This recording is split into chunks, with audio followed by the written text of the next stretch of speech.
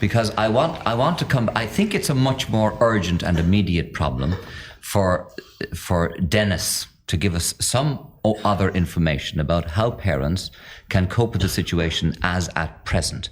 Insofar as, for example, I am told, Denis, that quite apart from all these esoteric drugs, pot and hash and all the usual things, for example, the mixture which they make out of drink now, would you tell us something about that? I'm talking about cider and stuff like that. Well, of course, we've had the cider parties with us for God knows how long, but it's no longer now the cider party on its own. It's usually maybe the mother's Valium, for instance, or Librium, taken from the home with it. Disprin is even used. There is this drug orientation, if you like. Youngsters are mad to use some type of a tablet or other with the drink. Even in the public house, it's not sufficient to have their pint or their pint of Guinness or whatever it is. They will add a tablet, either a Disprin or something, because somebody somewhere has told them it adds to the effect. I don't know whether it does or not, but they have been told this.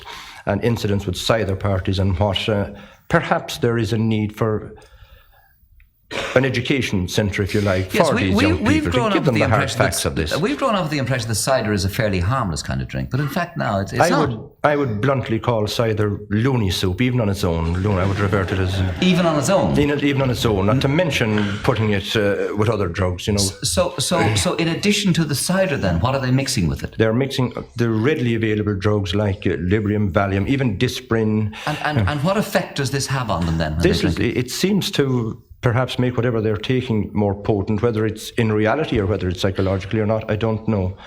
But even youngsters now taking their Guinness at certainly around the average 18-year-old age group, they are inclined to mix even the barbiturates prescribed from their parents. And a lot of youngsters do not know that this is a fatal mixture, barbiturates and alcohol. Yeah. Freddie Forsyth, I notice you are sitting there quite quiet, and I'm quite certain you've come up against drugs somewhere along the line in books or research or something. Not very much. I mean, I've obviously seen them in the Middle East mainly, extensively used. We're talking about the apathy syndrome. Just a historical note. For 5 centuries, the Arab world was at the pinnacle, architecturally, socially, culturally. They virtually invented algebra, made gigantic strides in astronomy, and then discovered hash. They swept out of Saudi Arabia and reached Morocco in 100 years. That was quite a conquest. They took Spain, they got as far as Tours in France. They damn nearly defeated Charlemagne. But when they hit hash, in 100 years, they went back to a fly-blown, pestilential coast. Peaceful? Peaceful? No, sorry. The Barbary coast was not a peaceful coast. Christendom rose from about 1350 onwards. Permitted alcohol, no access to soporific drugs. And Christendom eventually ended up virtually ruling, through one empire or another, all the people who were on opium in the Far East, cocaine in South America, and hash in the Middle East. Absolutely right. That kind of takes care of that, doesn't it? Well done, Freddie. I knew you'd have something to say about it.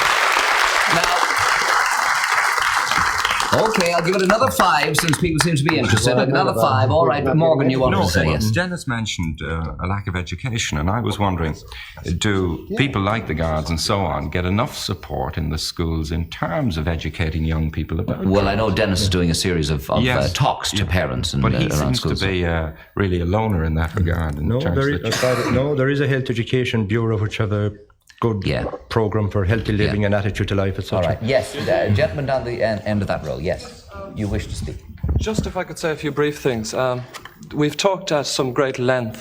Various opinions have been put forward regarding what has been termed by American scientists the amotivational syndrome, which is a loss of incentive, lack of incentive. I would remind the gentlemen who've been so opinionated on it that the matter has been looked into extremely extensively in surveys carried out in the States. In the 1975, one report was published, and its title is probably a guide to the kind of attitude that the survey took. It was a US congressional survey. It said marijuana a symbol of misunderstanding. And it knocked on the head totally conclusively any suggestion of the amotivational syndrome. And it was a complete roundup of all available scientific research. I have a book here. Would you put that in plain English for me? What I'm saying is that there is no scientific evidence to back up what has just been said on By that. Frederick Forsyth. That all the surveys which have been carried out by a large number of governmental institutions over the last few years do not support that. And they go back, indeed, as far as about 1888 to an investigation in India. Do you mean there is no apathy, there is no dropout, There is no scientific evidence to show that. Well, It is a pin. millions of unhappy and bewildered parents would contest that fact, buddy. Listen, because I live there. I'm sorry, I'm not in the business of making my personal opinions known. You just have. I am giving you proven facts that have been analysed by eminent scientists and people who are far better qualified than you and me to make opinions on I this am matter. saying that the And unhappy you and can- bewildered parents you are can make your qualified to own state opinion. their fact. You can stand there, and just because you are Rod Taylor, you can make your opinions known and possibly make them more credible than myself. That just does smoke a not joint for mean you. that you are right. I am just quoting the evidence that is available. I'm sorry, you can come and read these books. I have them here after the show if you don't believe me. All I'm saying is Okay, son, yes. those books make no difference to the unhappy and bewildered parents that happen to be bewildered every day in the You're United States right avoiding- now. You are avoiding the issue in that case by blaming the situation of these parents on a drug when it may be due to other I'd like to factors, say something. and there is no evidence to prove what you're saying to lead Brian, it to a would you drug. make it quick and I'll snappy make a then, very please? quick Yes. statement here. Yes. The one thing that I don't want to create here, by any means whatsoever, is to make anyone feel guilty over the subject. It's very important, because one of the big things psychiatrists have to deal with is guilt. Now, if a parent is going to feel guilty over someone smoking hash, then I don't want to know about hash. What do you mean by that, Brian? I mean, I explain it then. Okay. Hash is a minor drug of abuse. If I thought it was any good, I'd be smoking it myself. Now, secondly, but you are totally convinced that it is harmful. Is that what you're saying?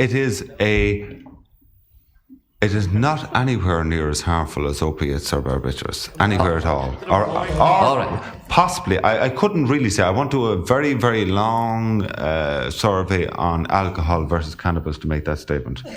But I will say that it's this much. If I wanted to get on in life, I wouldn't smoke cannabis. If I want to get on in life, I wouldn't become an alcoholic. Okay. And so on.